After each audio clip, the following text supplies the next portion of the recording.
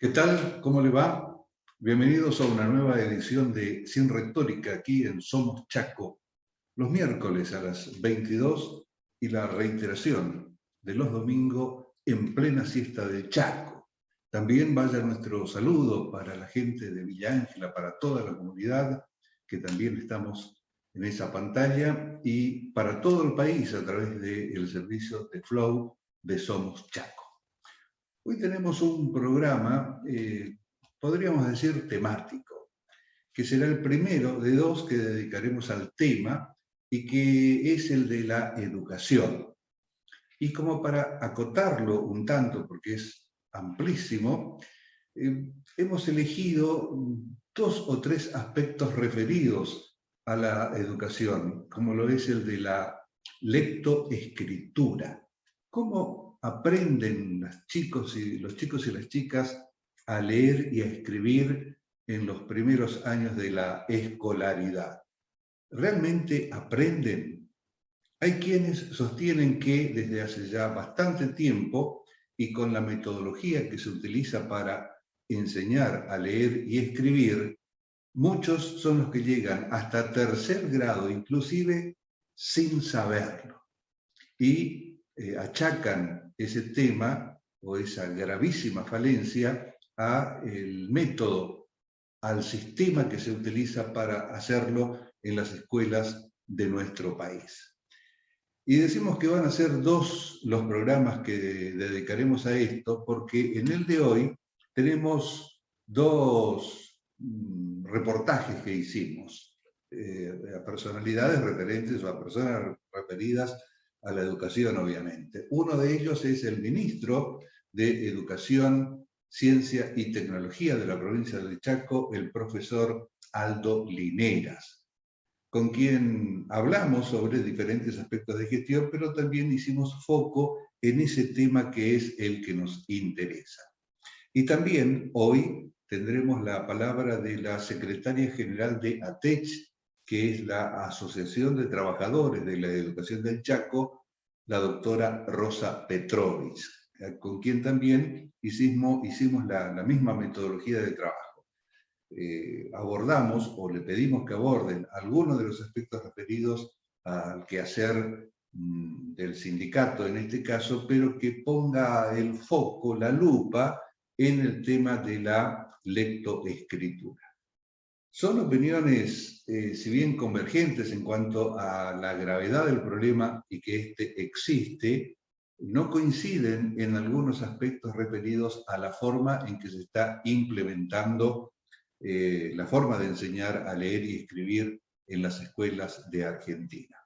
Y por lo extenso de las declaraciones, de las opiniones de uno y otro, en el próximo programa tendremos la presencia también a través de una videoconferencia de una especialista, de Ana Borsone, quien es doctora en Filosofía y Letras por la Universidad de Buenos Aires y además es investigadora principal del CONICET, quien tiene una postura muy definida, muy concreta, que ataca duramente al sistema o al método con el que se enseña a leer y escribir en nuestro país. Y sostiene que son muchísimos los chicos y las chicas que llegan hasta tercero y cuarto grado inclusive sin leer y sin escribir. Una temática que obviamente requiere muchísimo más tiempo de análisis y de debate, pero que nosotros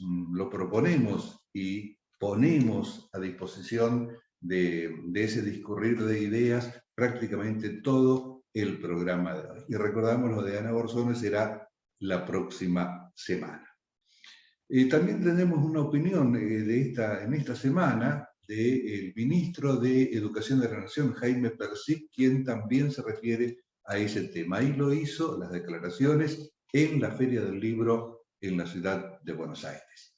Antes de todo ese material que hemos preparado para hoy, queremos hacer algunas consideraciones sobre el tema de la visita para recibir el doctorado honoris causa de la Universidad del Chaco Austral de la actual vicepresidenta Cristina Fernández. y lo que dijo, las repercusiones que tuvo, la forma en que se expresó en su discurso, y para eso creemos, para profundizar en el análisis, que primero tenemos que recordar, aunque sea someramente, muy rápidamente, cuál fue la relación de muchos presidentes de la nación con sus vicepresidentes. Recordemos que el Ejecutivo Nacional está compuesto por una sola persona, es el presidente de la nación, la presidenta en el caso de ser una mujer, y que es la que tiene la responsabilidad de llevar toda la gestión gubernamental en sus manos. Y para remontarnos en la historia y para destacar las malas relaciones, tenemos que irnos hasta la presidencia de Arturo Frondizi, cuando su vicepresidente, Alejandro Gómez, presentó la renuncia en desacuerdo por los contratos petroleros que había firmado Arturo Frondizi después de haber dicho que no lo haría.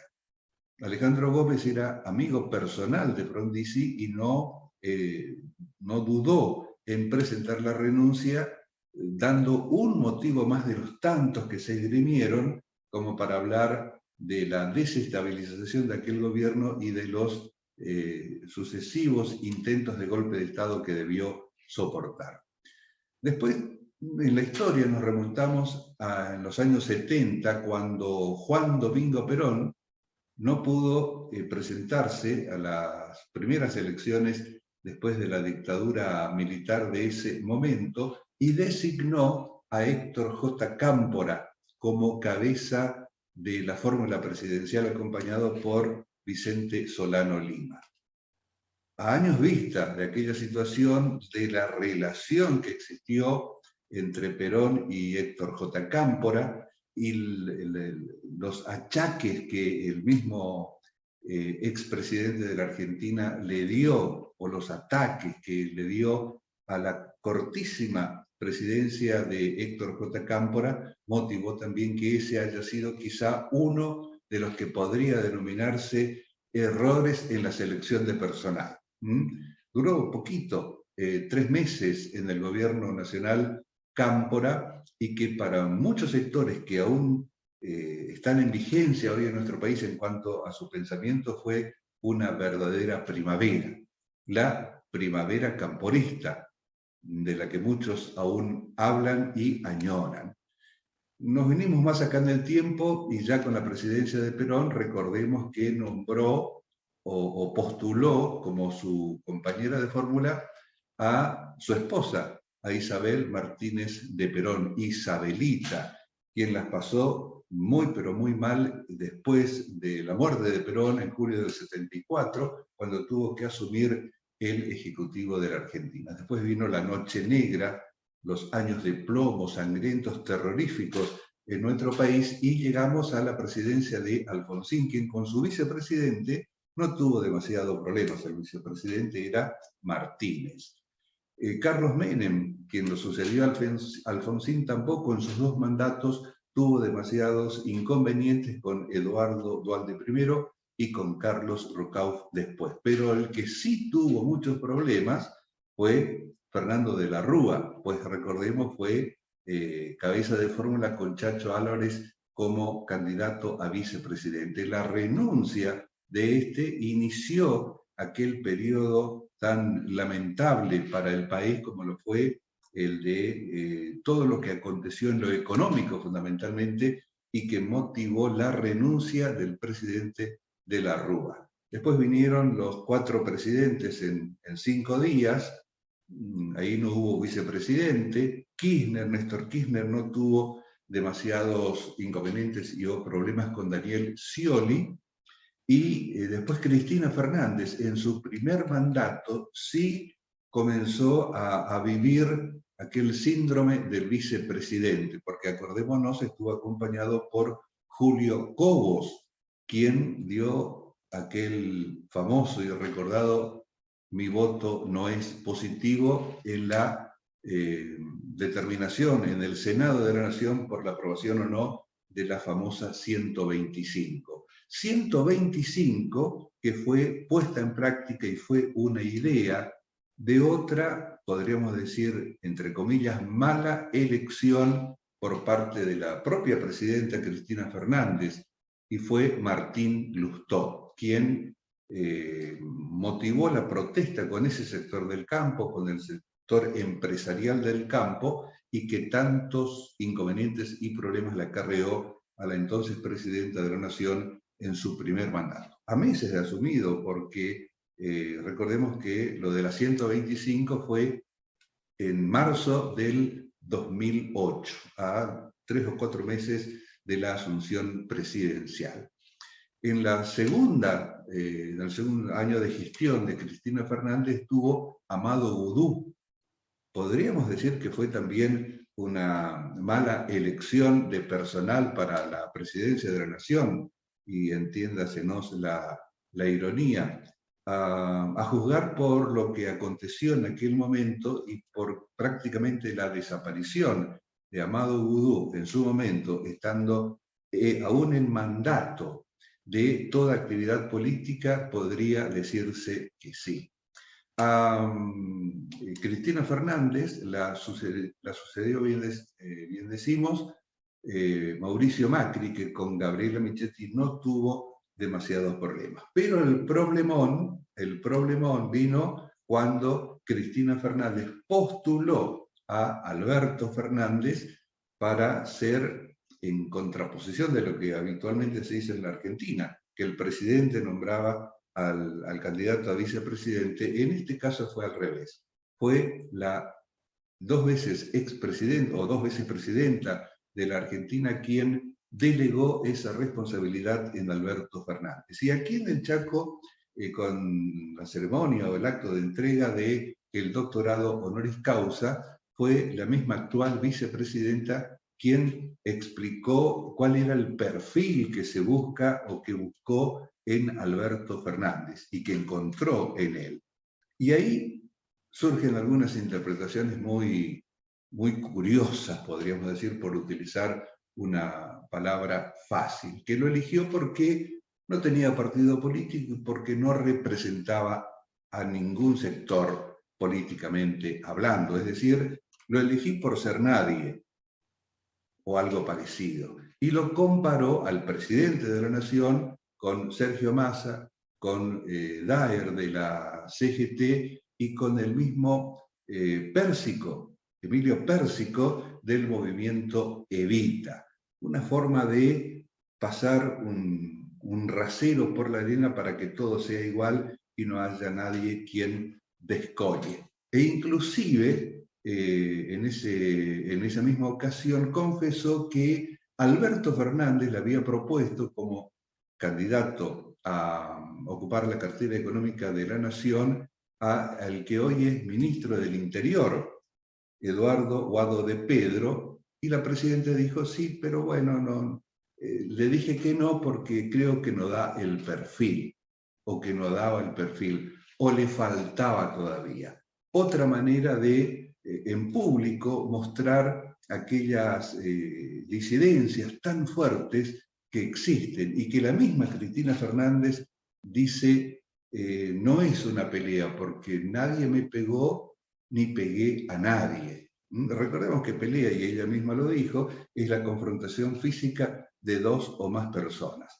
Pero los golpes no necesariamente son todos físicos, contundentes, sino que también con la palabra se puede lastimar, y tal vez muchísimo más que un golpe dado efectivamente. Además, también dijo que hay que desterrar el término pelea e instaurar el término debate. Y lo que estamos haciendo es debatir ideas, no estamos peleando, expresó la vicepresidenta. Una manera de utilizar un eufemismo como para no utilizar alguna palabra mucho más fuerte o que sea altisonante o mal interpretada. Y adujo que se utiliza pelea porque es una palabra de género femenino. En cambio, debate, que es mucho más elegante, es de género masculino. No creemos que pase por ahí, por la definición de una palabra o el sentido que se utilice con un término como para definir aquello que a todas luces es evidente.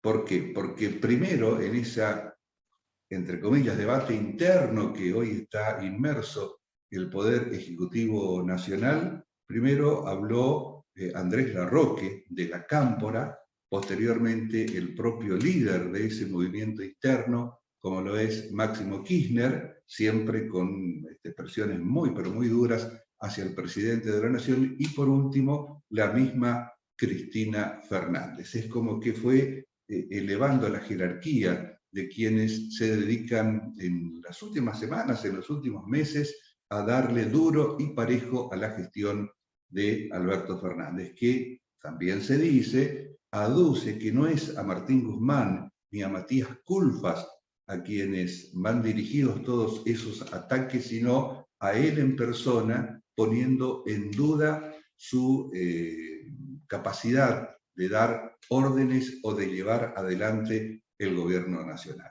Algo que, como se dice habitualmente, es una noticia que está en curso y en forma diaria leemos, vemos y escuchamos declaraciones de ambas partes, como si estuviesen buscando una definición por abandono de su contendiente. Pero recordemos, no es Alberto Fernández, persona, a quien van dirigidos estos, podríamos decir, estas diferentes formas de ver la economía argentina y cómo instrumentarla fundamentalmente, sino que es al presidente de la nación. Recordemos, legal y legítimamente electo en las últimas elecciones. Y hablando de elecciones, queda relativamente poco para el 2023, donde habrá paso, donde habrá generales en toda la Argentina. Y muchos nos preguntamos si quienes están inmersos en este debate de ideas son conscientes del daño que están provocando a la misma fuerza política que los llevó al poder hace 3 años exactamente, o va a ser 3 años en este 2022. Es lo que queríamos comentar antes de dar inicio al material, o de poner al aire el material que les anunciábamos, hoy referido a la educación.